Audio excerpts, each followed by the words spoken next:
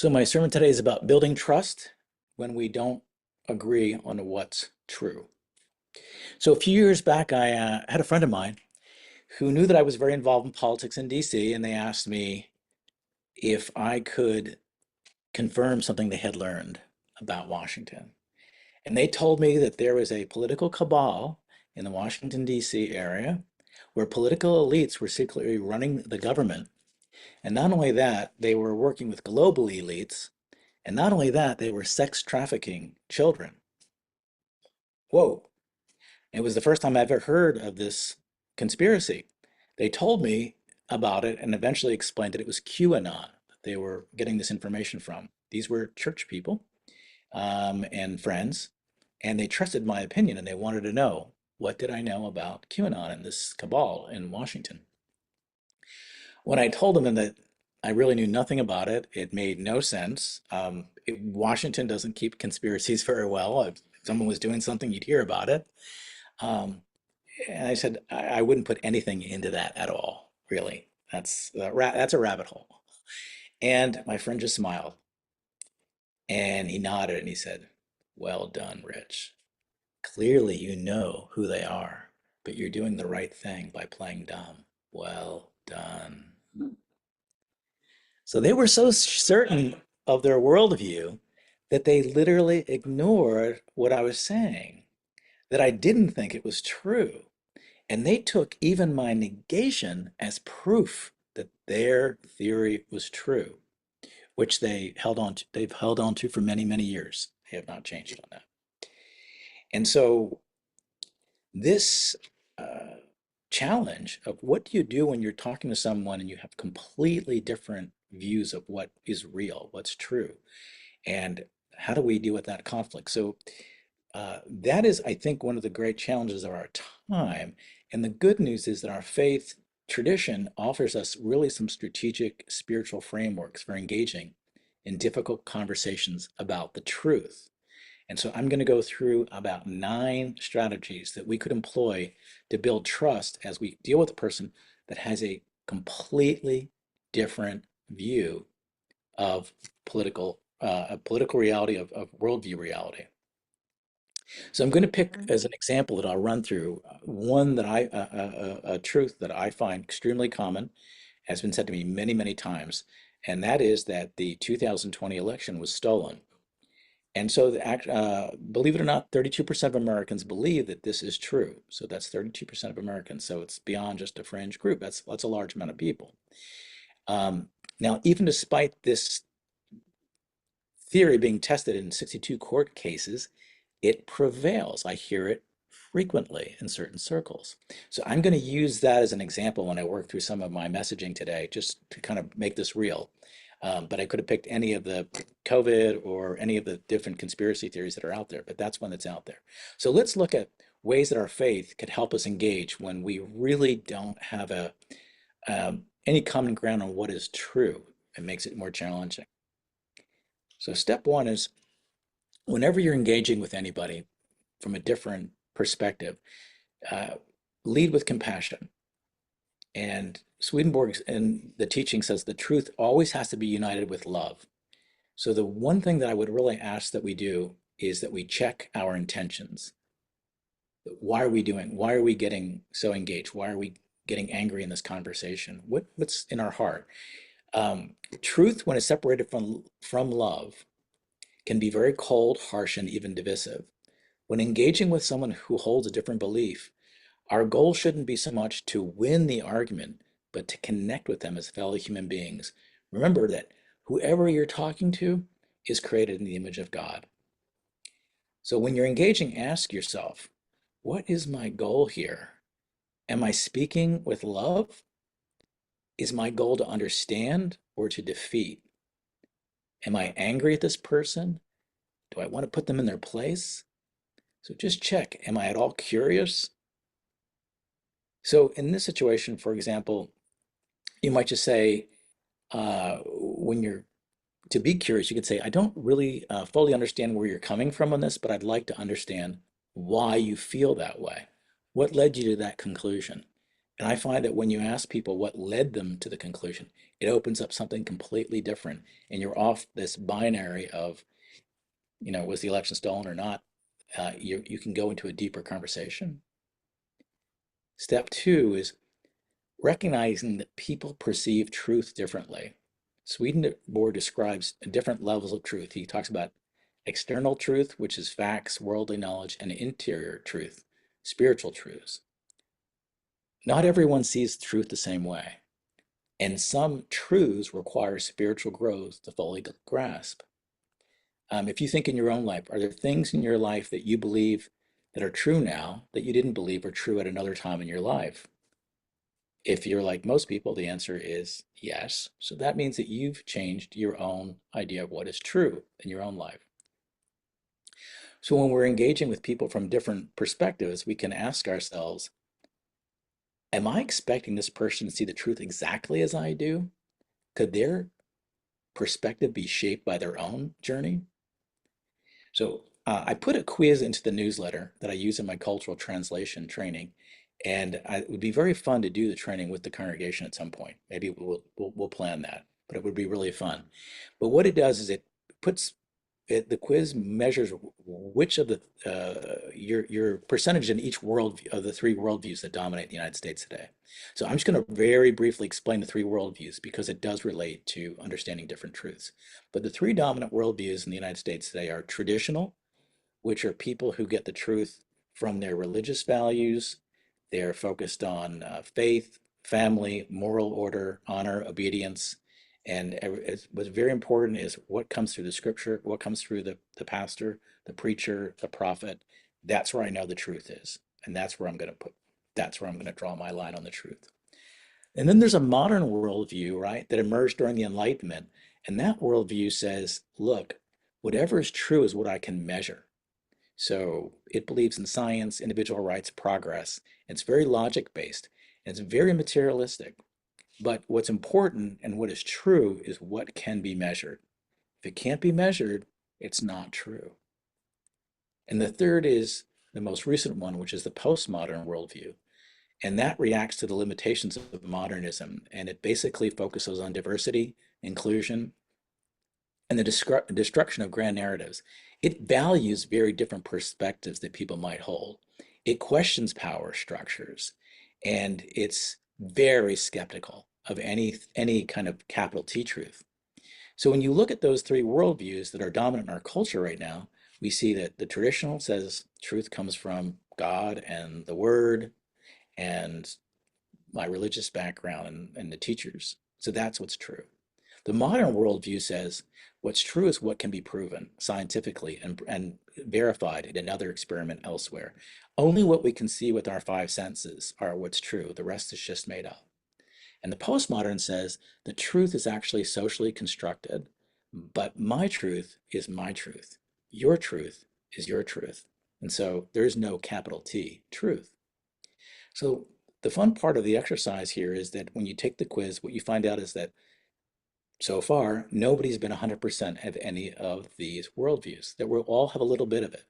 We have all got a little part of ourselves that has a different part of the worldview, different periods of our lives, and even different parts of the day.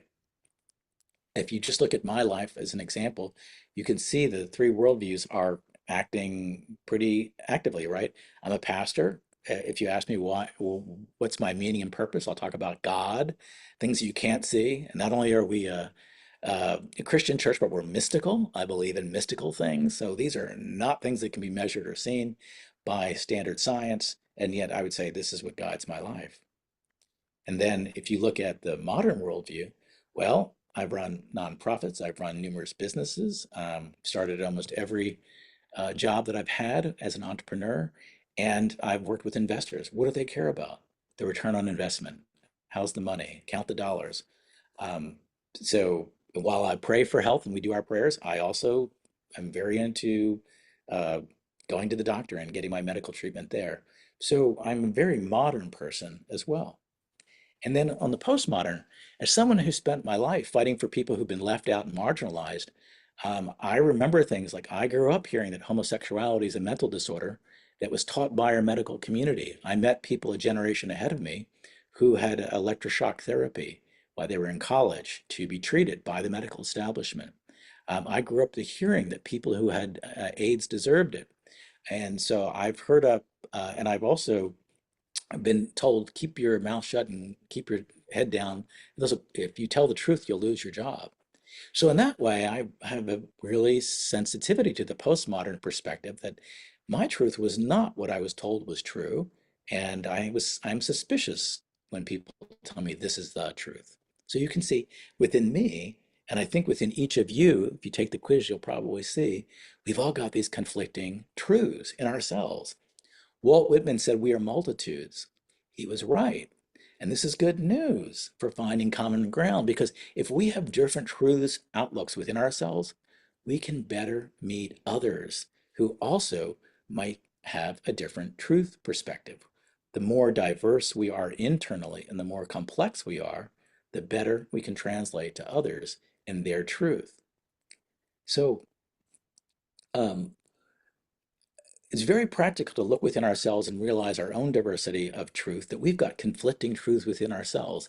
And that makes us much more open to dealing with people who have a different view of truth.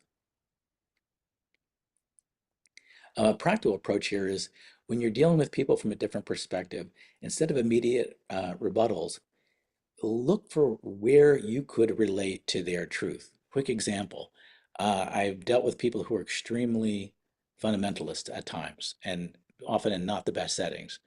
But and I want to get angry and I want to be right when I'm debating them. And I will flash back to Mrs. Martin, my fourth grade Sunday school teacher, who taught me the Bible, who changed my life, was incredible. But Mrs. Martin and I, if she were alive today, she died many years ago, we would have nothing to agree on, say politics or the truth. But I remember what a beautiful woman she was. And so I can relate back to that worldview and say, oh, this person could be, okay, it's a human being and we have different perspectives. The fourth way we can engage is to cultivate humility within ourselves. None of us have the full truth. I really like this quote that Pete Wehner from the New York Times quoted of Steve Hayner, who is president of Columbia Theological Seminary. He said, "I believe in objective truth, but I hold lightly to our ability to perceive truth." I think that's important. We have to hold lightly. We are so sure that we have the truth that we lose all humility. Swedenborg reminds us very often that no one person or group has absolute truth, only God does. We're all in the process of spiritual learning. So you can ask ourselves when we're in these situations, am I open to learning even as I seek to share the truth? A practical approach is to show humility in your words. For example, I could be wrong, but here's what I've learned. Validating any part of the perspective of others can be very helpful. By modeling openness, we can make it easier for the other person to reconsider their own stance. For example, if I was dealing with someone talking to me about the 2020 elections being stolen, I could say, this is just my own experience. I worked on campaigns. I've worked on the campaign trails, and I did see shenanigans. I did see weird stuff. I remember one campaign, the person from the community walked into the booth with everybody and said, Democratic ticket. That was in Massachusetts. So you would have to tell the leader of your community you were voting not for the Democrat. So people came out and said, I didn't want to lose face in the community. Or others would put chalk on the Republican knob. This is in Massachusetts when I worked. They would put chalk on the knob. So when you walked out, you would have white on your hands. So you would be attacked and criticized by everybody. So I saw it. So I could say, hey, I saw those experiences. So if I was talking to someone, we could build common ground. It's not that I don't think the election of 2020 was stolen, but I don't think that every election doesn't have some little shenanigans of some kind, of course. Okay, so we look for common ground. Number 5, appeal to the deeper desire for goodness. Truth can lead to usefulness and goodness. Instead of being caught in endless debates about the facts, guide the conversation toward shared values and practical solutions. Um, Ask yourself, how can I shift this from who is right to what is good in this conversation? A practical approach for common ground. Instead of arguing over the election, we might say, hey, look, I think we both agree that fair elections and democracy are important. What do you think is the best way to get every voice heard? Shifting it away from the binary, again, the win-lose, and opening up a conversation. 6, using gentle and gradual enlightenment. Swedenborg teaches that truth is introduced gradually into our lives. And so at different parts of our lives, we aren't ready for different truths. And either is the person you're talking to. Trying to force someone to accept a new truth before they're prepared can backfire. Ask yourself, is the person ready to hear what I have to say? If not, how can I gently introduce new ideas? I just remember another example of my personal life back in the 80s and 90s. So friends who were gay were coming out to their families, and then their families weren't 100% supportive. None were. And so what they did is they just shut them down completely, never spoke to their families again and cut them off. And when they would ask me for advice, I'd say, hey, how long did it take for you to come out to yourself? And they said, years. I said, well, give your family some grace. How about let them adjust the way you adjusted? And they did, and it worked. A practical approach, instead of overwhelming with arguments, ask thoughtful questions, encourage self-reflection. For example, what would it take for you to reconsider your view? Or if that were true, why do you think so many sources say otherwise? This invites self-exploration rather than head-on confrontation. Give them some grace. Number 7, recognize the influence of false appearances. Swedenborg warns that appearances can be deceptive. Evil disguises itself very often as truth, and misinformation can be deeply convincing. I cannot tell you the number of people who said, I watched the video. People may be attached to false ideas because of their upbringing, because of media consumption, or emotional fears. And right now we have a media consumption problem where the media has learned to play on our fears, and we click bait on things, and we're being told stories. With AI, this will get worse. And so people are saying, I saw the video, I saw this online, I saw this on the news. So when we're engaging someone like that, we can ask, what deeper fears or concerns might be driving their belief? Instead of dismissing it, you could address some of their concerns. Um, it's again, it sounds like you really care about election integrity. What are your concerns mostly coming from now? But you can open up a conversation. By acknowledging their feelings, you can create a space for truth that will emerge naturally and then have an impact over time. 8, trust in divine timing. If someone is deeply entrenched in misinformation, no single conversation will change their mind. Your role is not to force truth, but to be patient. Loving patience that allows truth to take root. People can't hear you until they know you care about them. Focus on the love. Ask yourself, am I trusting that God is guiding this person even if they don't change today? A practical approach is to end the conversation with grace, not frustration. You might say, hey, I really appreciate talking to you. I respect where you're coming from. I hope we can keep discussing this in the future. By leaving the doors open, you create future opportunities for deep understanding. And then number 9, set boundaries around the topic. Recognize when to stop and step back. Okay, this is the one everybody's favorite one to go to first. It's the last one, but it's not the first one. So don't go here first. But if the discussion becomes it's exhausting, it's okay to say, I respect that we see this differently. Can we focus on something we both enjoy? This prevents constant conflict and allows our relationship to thrive in other areas. The person becomes aggressive or the conspiracy theories dominate your interaction, it's okay to limit those conversations. It's okay to say, hey, I know we don't agree on this and we've been round and round. Let's leave this out of the conversation. Is that okay? Protecting your own well-being can keep the door open for future connections. Notice when that this does come at the end, number 9, it's not the first place. Our tendencies want to start there. But it's important. In a time where there's more and more misinformation, I'm reminded of an essay by Alexander Solzhenitsyn called Live Not by Lies. It's very important for us not to agree to lies. It's very important for us not to validate conspiracy theories. There's increasing pressure in our culture to go along and get along, but it is important for us to speak the truth, regardless of the consequences, and just hold our ground. Uh, I know it's easier sometimes just to, all right, I think it's crazy, I'm just going to go along with it. If we keep doing that, we will lose the truth. So it is important for us to hold our line on what is true. And we have to live in this tension as Christians that we're called to love everyone, even our enemies. We remember Jesus saying, love your enemies, pray for those who hurt you. That's an amazingly difficult challenge, but that's the challenge of following Jesus Christ. So, in conclusion, truth and love must walk together. Our faith teaches us that truth alone can be divisive, but truth in love unites and uplifts. Let us engage with truth, but also through love, by leading with humility, patience, and love. We create the conditions for truth to be revealed, not as a weapon, but as a path to healing and unity. And then we will know the truth, and the truth will set us free. Amen.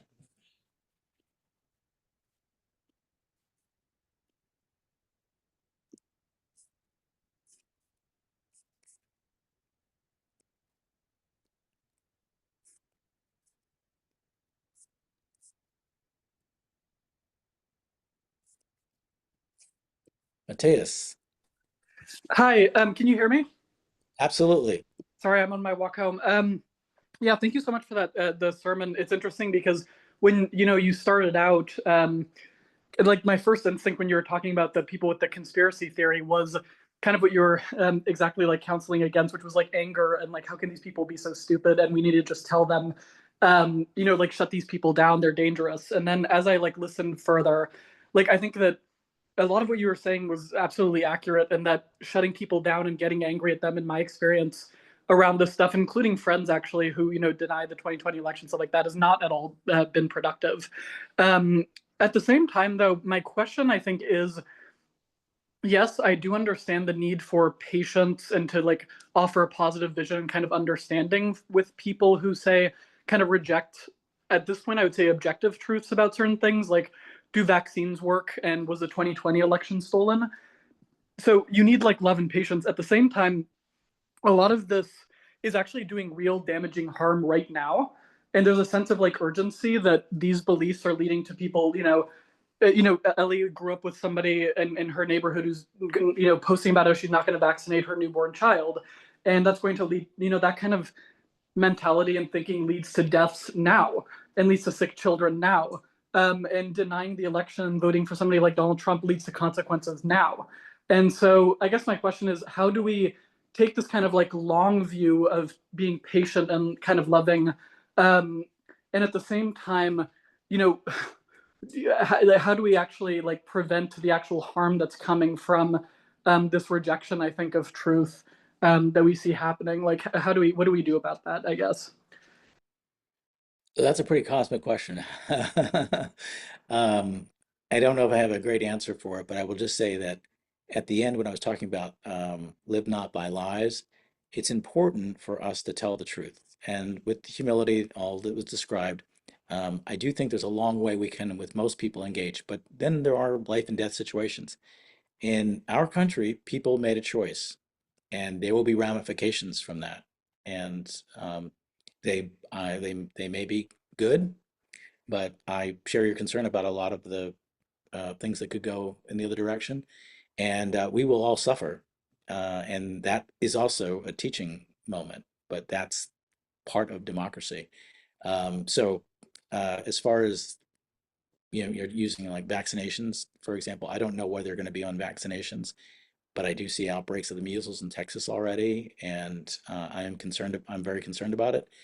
But what I do know is that if we as a culture had a way of engaging people with different perspectives instead of just calling them stupid or wackos or conspiracy theories or nutcases, because that just leads to contempt for contempt. In other words, you have contempt for them, they have contempt for you, and now we're in a power structure where whoever's in power gets to do it the way they want to do it.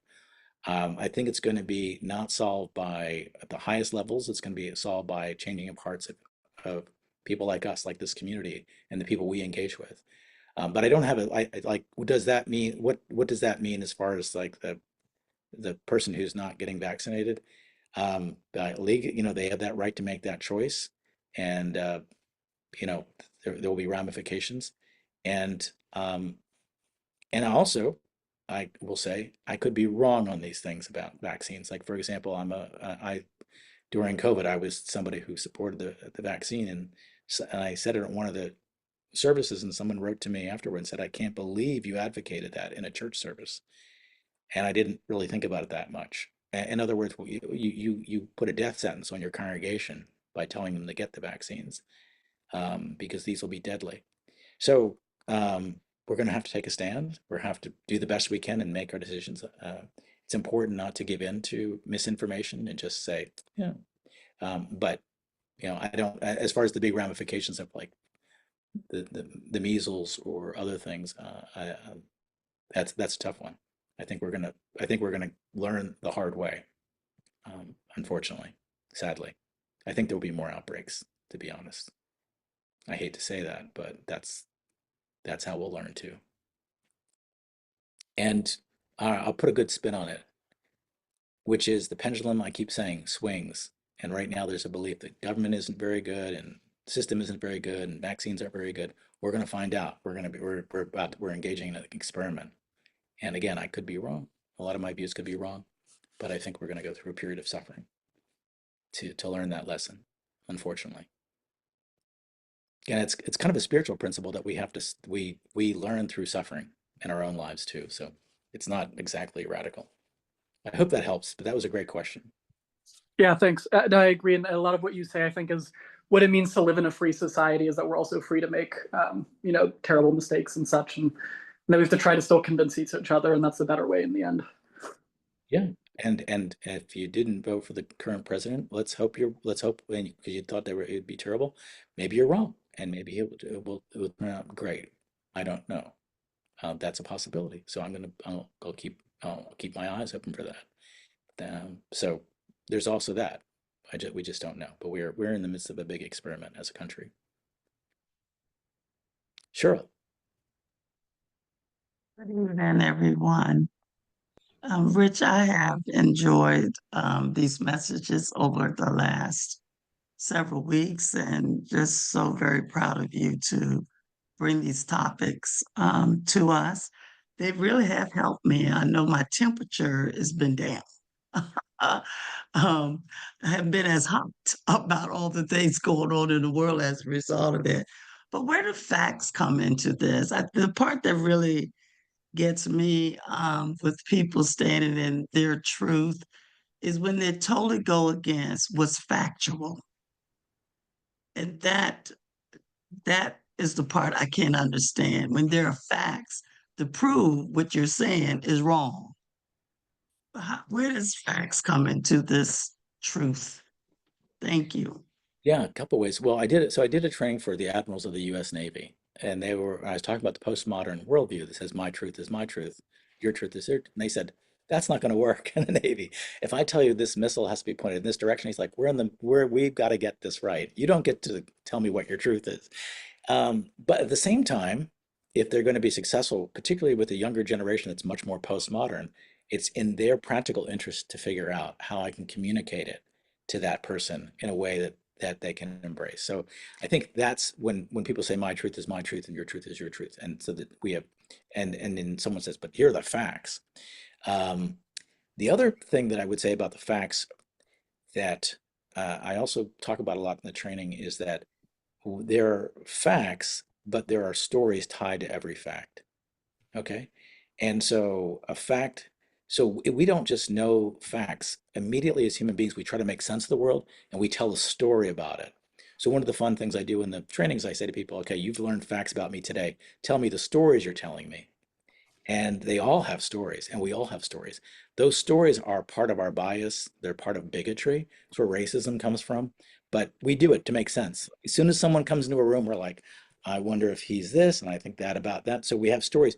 The point is, it's very hard for us to discern facts and stories in our life. That we think things are facts, but they're actually stories. So I think we can just be aware that there's a lot less facts. There's a lot of stories. And so maybe our fact that we now have tied to a story, we can question the story. And I'll say that when I ask people to tell stories, negative things about, negative in the training, the most negative thing that comes up in almost every training is that I'm a minister. that people say, when I heard you're a minister, fact, the story I told was that you're judgmental within seconds. So that's happened repeatedly.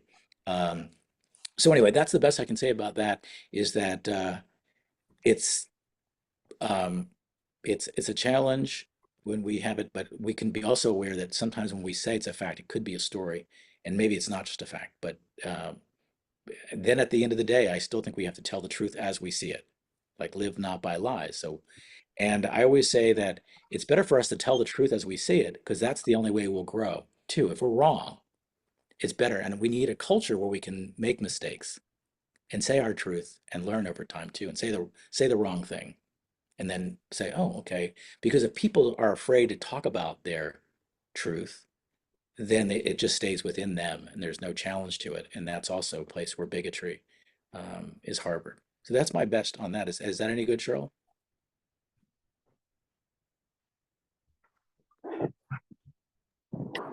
Thanks, Rich. I appreciate that perspective. Thank you. Thanks. Jose?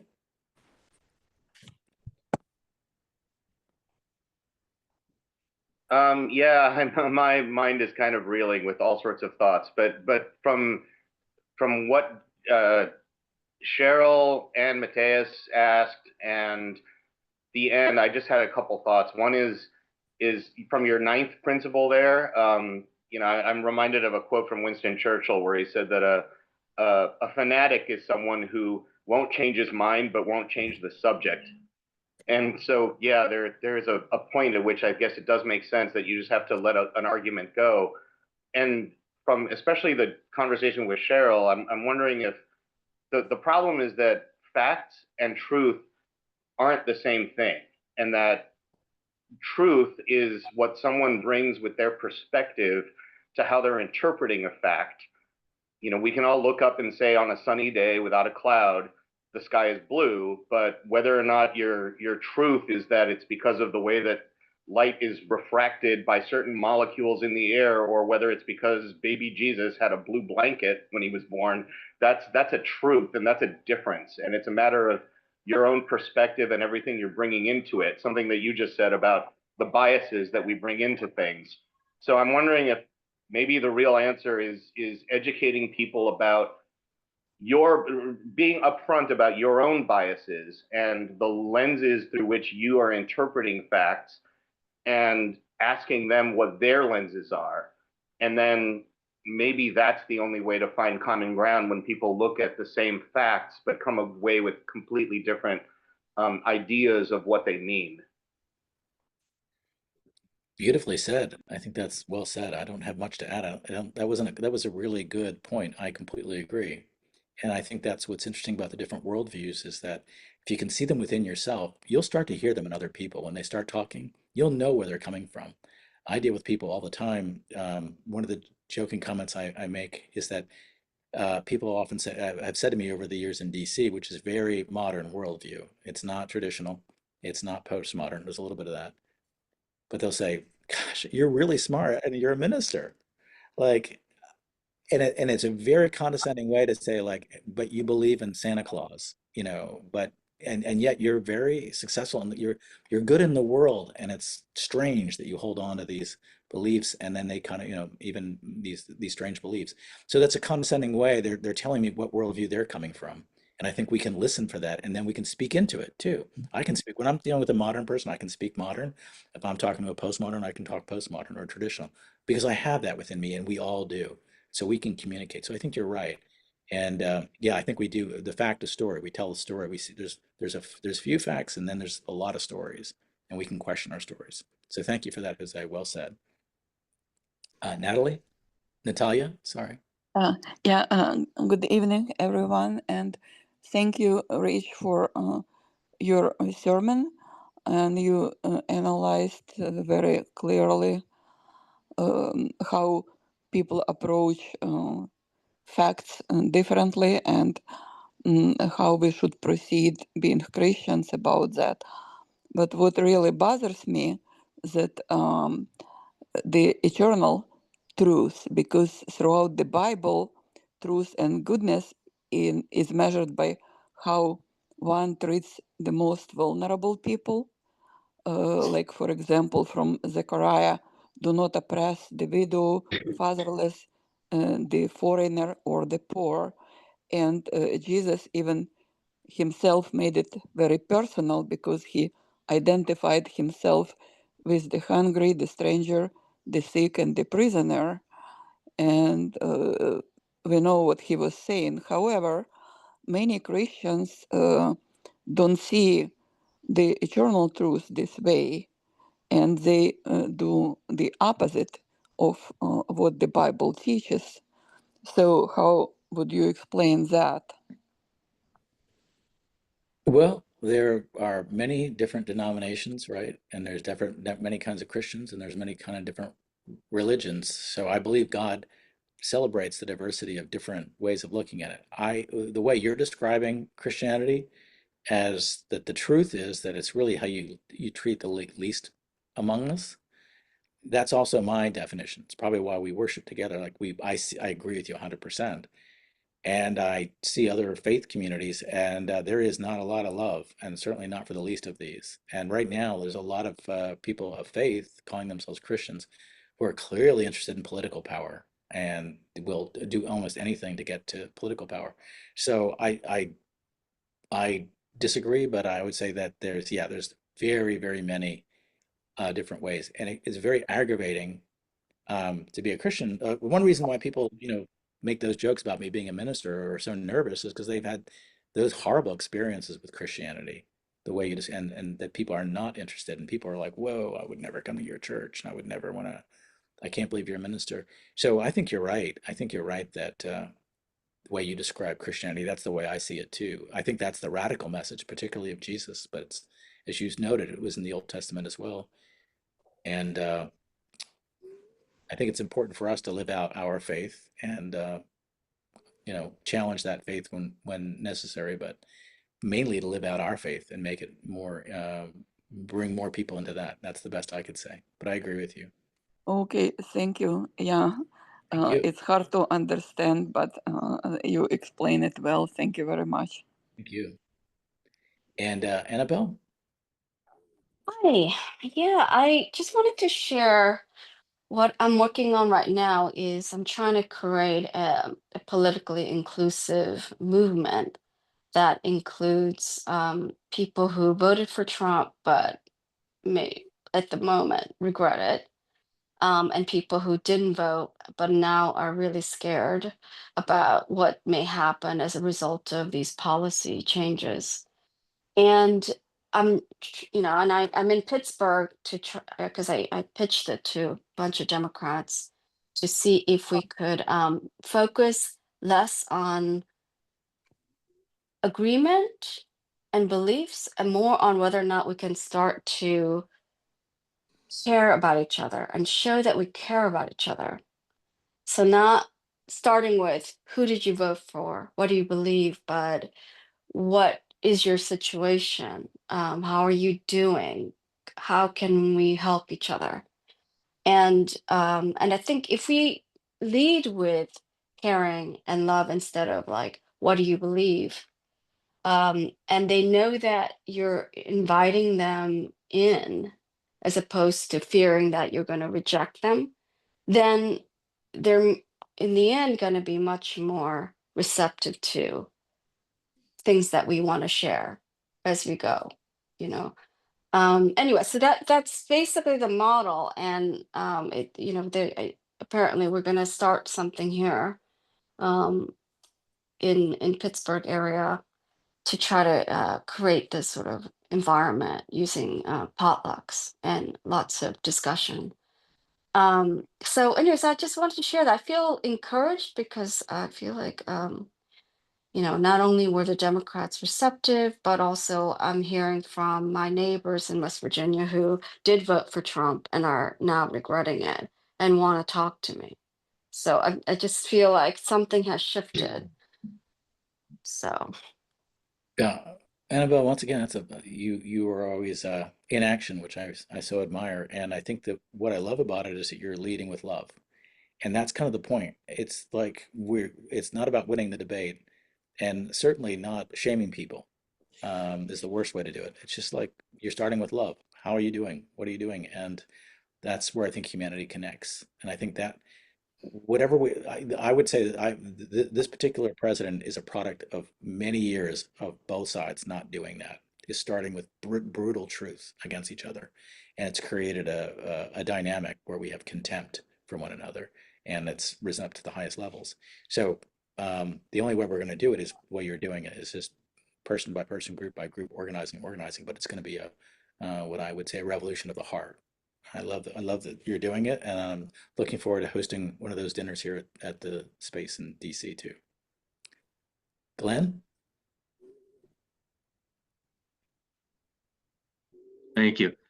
I heard the comment earlier with regard to there being whether or not there is such a thing as an absolute truth.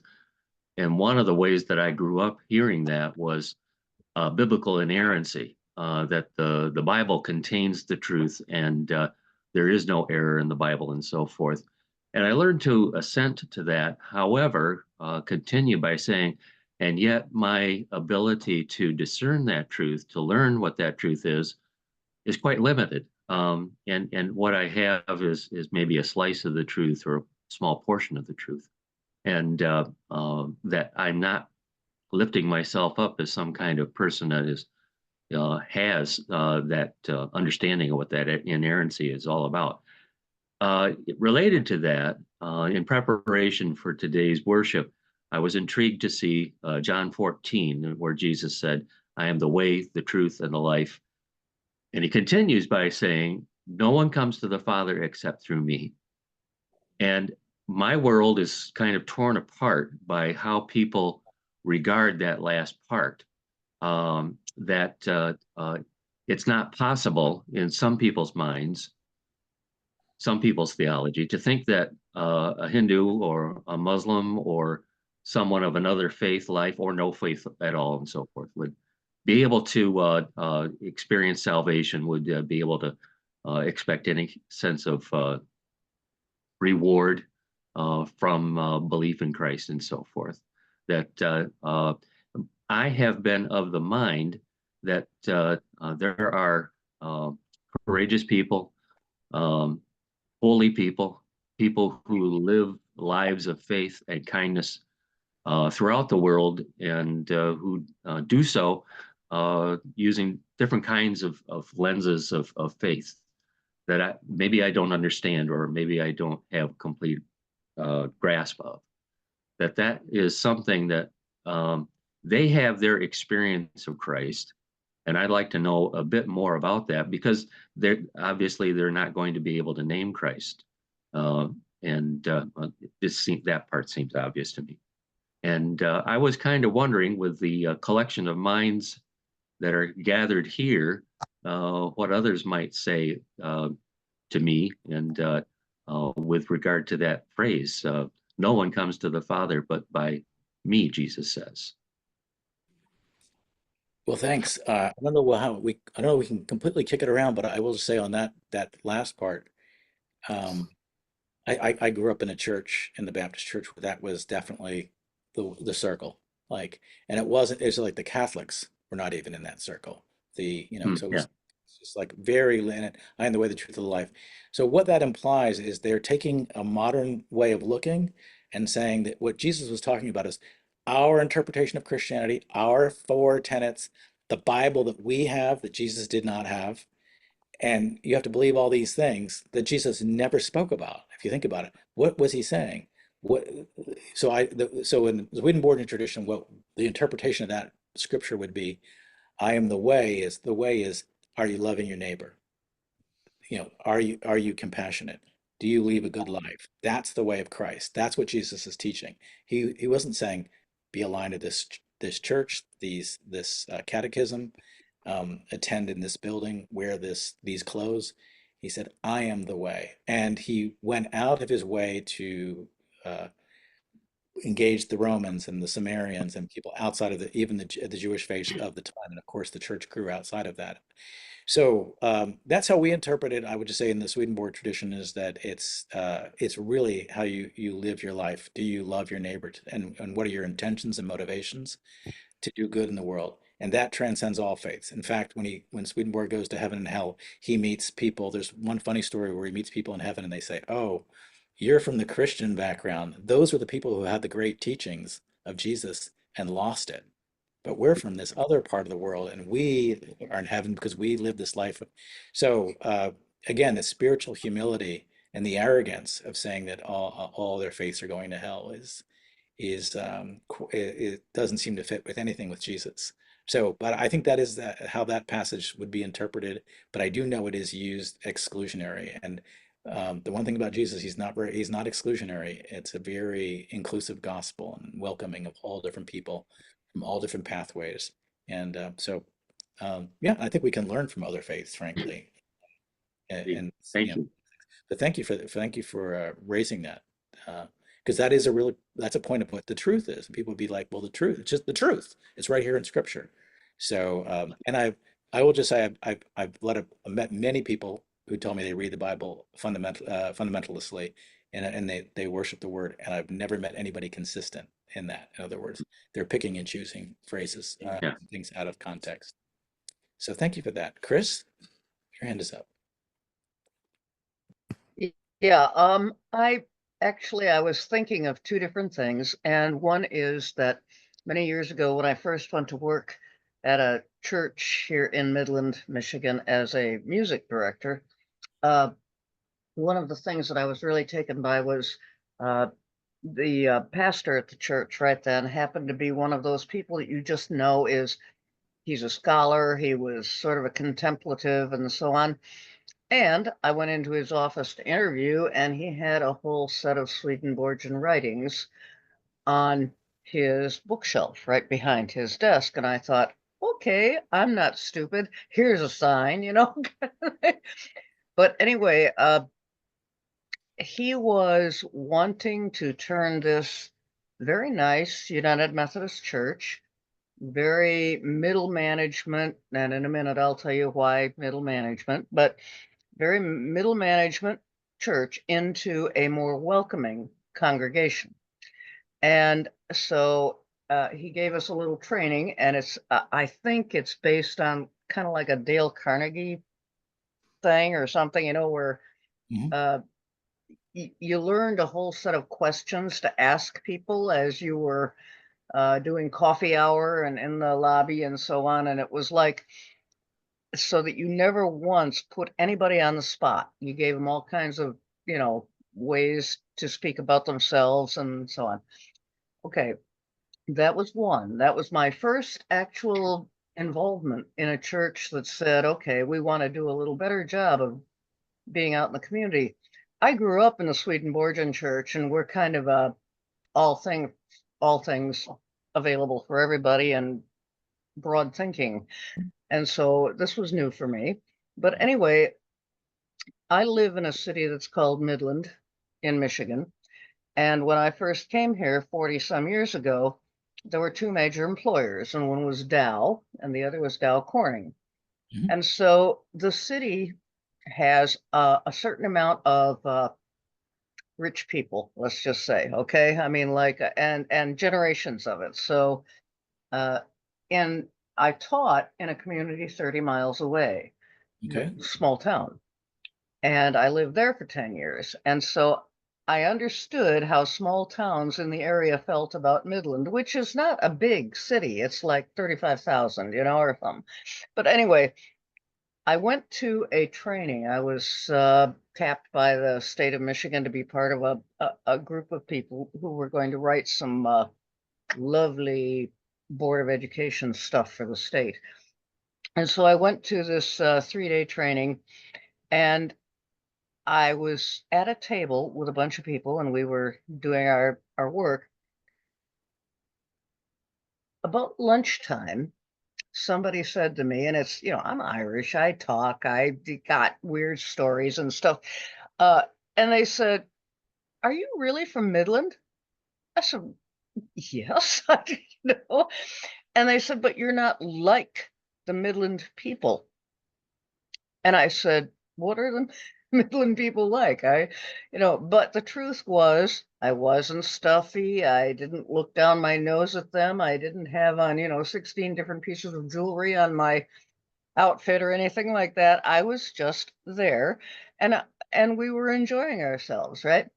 So I think that what I've really appreciated about what you have said today is that we can't necessarily know at any moment really what somebody says. I mean, and I'm here to tell you, I can get mad, and I've been mad at a couple of my friends over the years because they seem to be so close-minded and stupid. Right.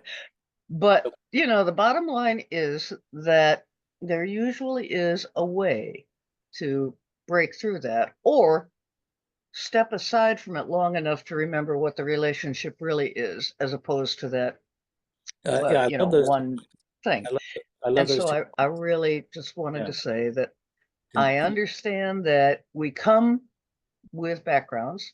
Yes. We come, people have preconceived notions about us. Mhm. And sometimes we just have to stop and think about it. And then I think about, it's something as silly as, well, Let me- maybe it's not Chris, silly.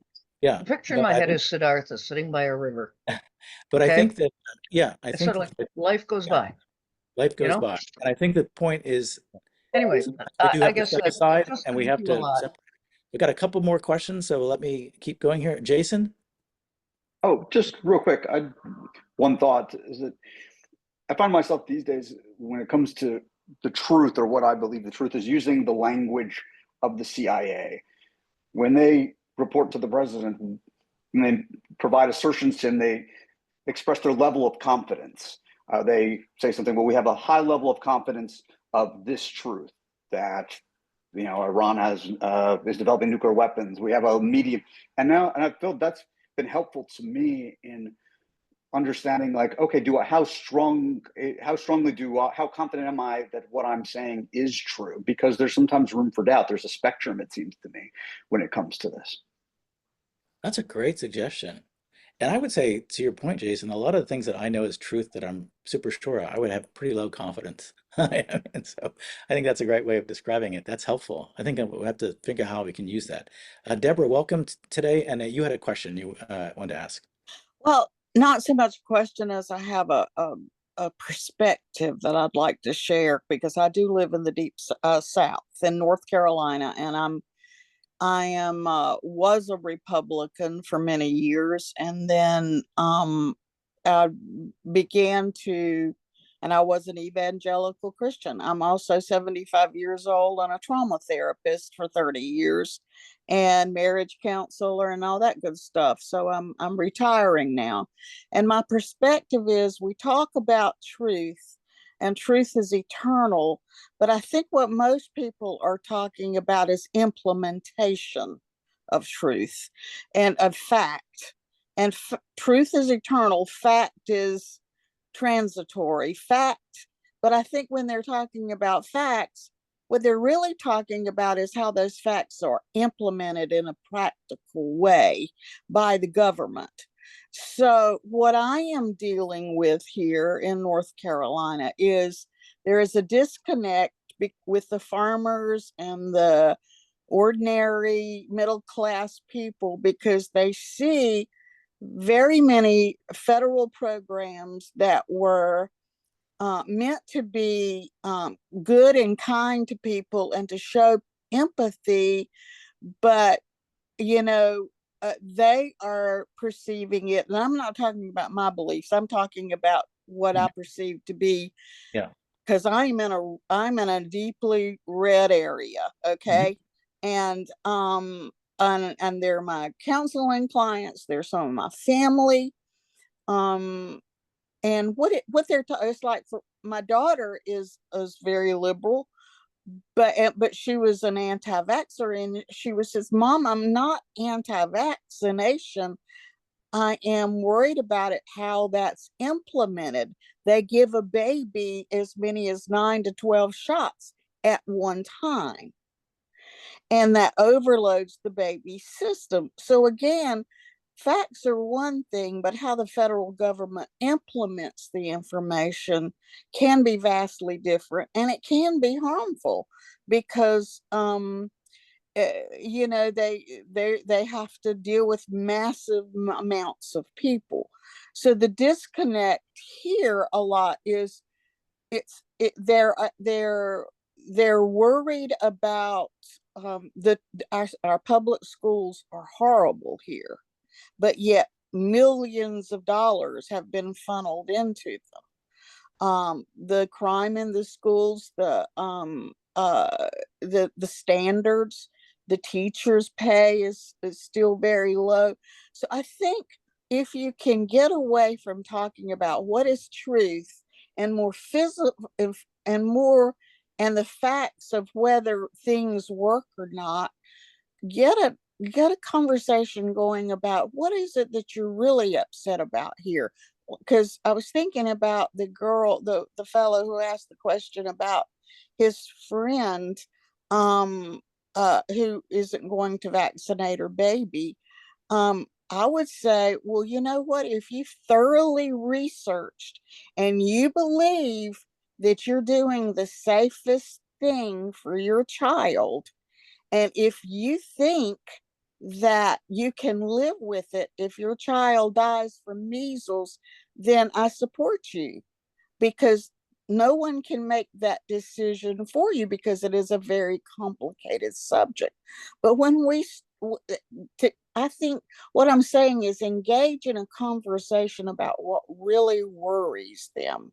And that, I and, like that. I and, like that. and, I like that a lot, Deborah. I and like that, that shift. Yeah. yeah. Because I think the shift that you and Chris are both making is it's instead of this confrontation, move it to the side, move it to the conversation.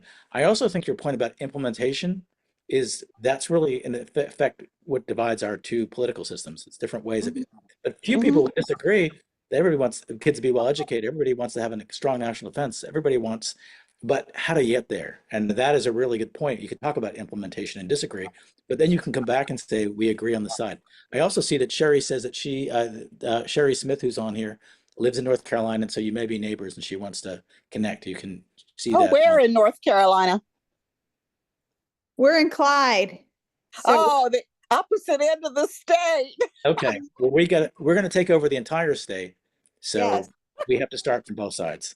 Good. So thank you, everybody. That was a great discussion, and I know we went over time, which we almost never do.